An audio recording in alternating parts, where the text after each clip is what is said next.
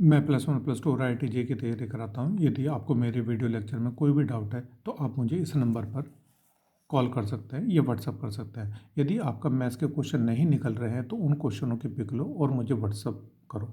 मैं जल्द से जल्द उसका आपको सॉल्यूशन दूंगा। हम लोग +1 में NCERT कवर कर रहे हैं, RD शर्मा कवर कर रहे हैं और ऑब्जेक्टिव मैथमेटिक्स की बुक्स को भी कवर कर रहे हैं हम लोग। तो हमारा +1 का लेक्चर है लीनियर इनइक्वालिटी। अब ये क्या कहता है? ये कहता है ये टाइप नंबर 2 है। टाइप नंबर 1 हम लोग पढ़ चुके हैं, लेक्चर नंबर 6 है।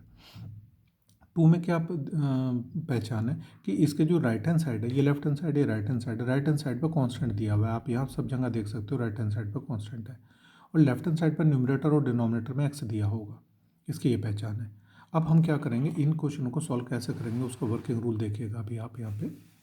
स्टेप नंबर 1, जो भी लेफ्ट हैंड साइड जो भी राइट हैंड साइड दे रखा है उसको लेफ्ट हैंड साइड पर ट्रांसफर कर लेंगे, शिफ्ट कर लेंगे all terms on left hand side. जब लेफ्ट हैंड साइड पे आप उसको ट्रांसफर कर लोगे तो राइट हैंड साइड क्या बन जाएगी, 0 बन जाएगी। तो वो हमारी इस टाइप की कुछ आ जाएगी।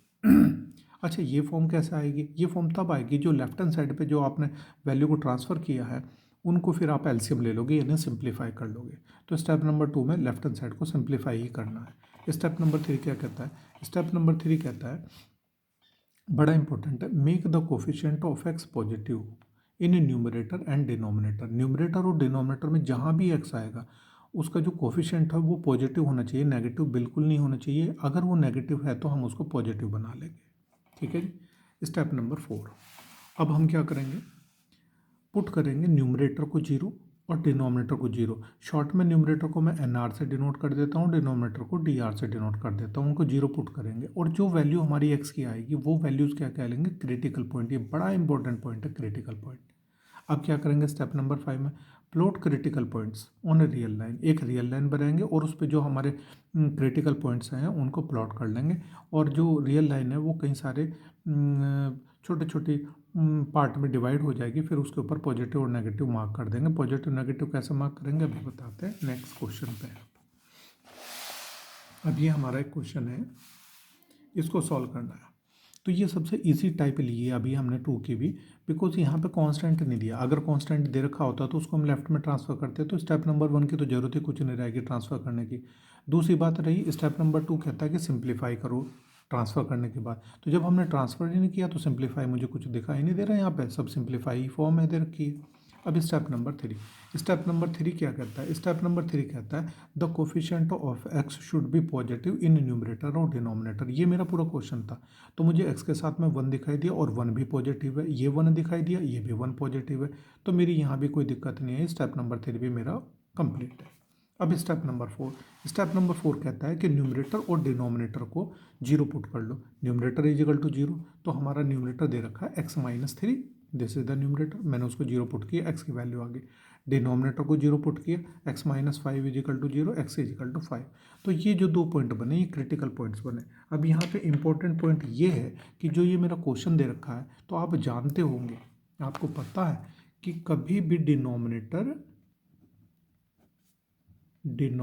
कभी भी 0 नहीं होता। शॉर्ट में मैं डिनोमिनेटर को DR से डिनोट कर दे रहा हूँ। तो x-5 is not equal to 0, यानी x is not equal to 5।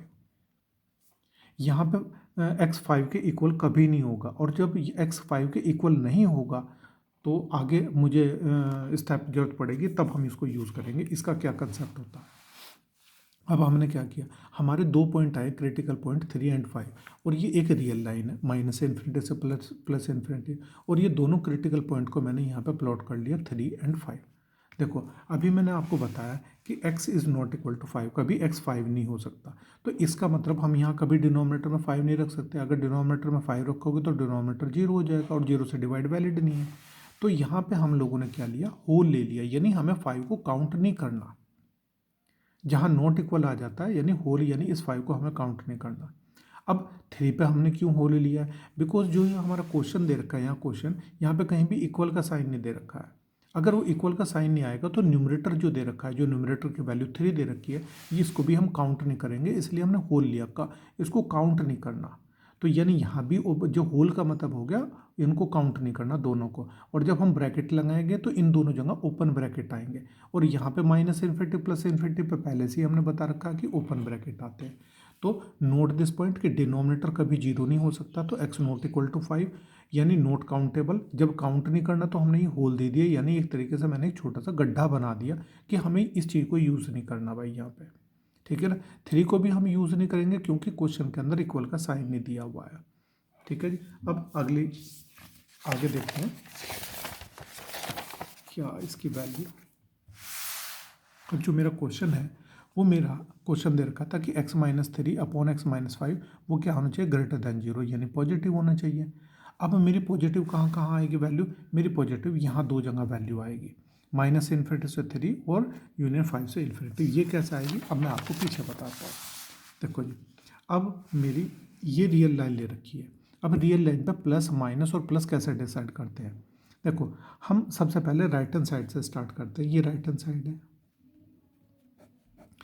तो अब ये जो पूरी रियल लाइन थे 3 पार्ट में डिवाइड होगी। एक ये पार्ट दे रखा, दूसरा ये पार्ट दे रखा 3 और 5 के बीच का, और तीसरा दे रखा -∞ से लेकर 3। तो हम राइट हैंड साइड से स्टार्ट करते हैं, यहाँ लिखते हैं प्लस, फिर माइनस, फिर प्लस, ऑल्टरनेटिंग लिखते चले जाते हैं। ऐसे ही दोबारा बता देते हैं, ये पूरी एक रियल लाइन बन गई है यहाँ पे, और जो हमने क्रिटिकल पॉइंट्स प्लॉट कर दिए तो वो ये प्लॉट कर दिए हैं। अब हम राइट हैंड साइड से स्टार्ट करते हैं और हमेशा प्लस से ही स्टार्ट करेंगे, नेगेटिव से बिल्कुल स्टार्ट नहीं करेंगे। तो ये होगा plus minus plus and so on. अब हम लोगों को सिर्फ पॉजिटिव वैल्यू चाहिए, तो हमारे दो आंसर आएंगे, -∞ पे भी ओपन ब्रैकेट और 3 पे भी ओपन ब्रैकेट, और प्लस यहाँ पे भी आता है, यहाँ पे भी आपको प्लस दिखाई दे रहा है। तो 5 पे ओपन ब्रैकेट और इन्फिनिटी पे भी ओपन ब्रैकेट आएगा। यूनियन कह देते हैं, जब दो चीज़ें मिल जाती हैं उन्हें कह देते हैं यूनियन, ठीक है जी। अब ये हमारा क्वेश्चन था, तो हमने कहा कि हमें पॉजिटिव वैल्यू चाहिए, तो x बिलोंग -∞ से 3, यूनियन यानी दो चीज़ें मिल रही हैं, और 5 से लेकर इन्फिनिटी। 5 पे भी ओपन ब्रैकेट है और 3 पे भी ओपन, और -∞ इन्फिनिटी पे ओपन होता है। अब हमारा ये होमवर्क है, इसको आप हमें करके देंगे। ये क्वेश्चंस हैं बड़े इंपॉर्टेंट, इनको सॉल्व करना है। ये सारी इनइक्वालिटीज़ वगैरह हैं। ये पहला क्वेश्चन दे रखा है, दूसरा क्वेश्चन है, ये तीसरा क्वेश्चन है, फोर्थ है, और ये क्वेश्चन फिफ्थ है। ये क्वेश्चन फिफ्थ है। अच्छा, अगर आप पहले क्वेश्चन में देखोगे,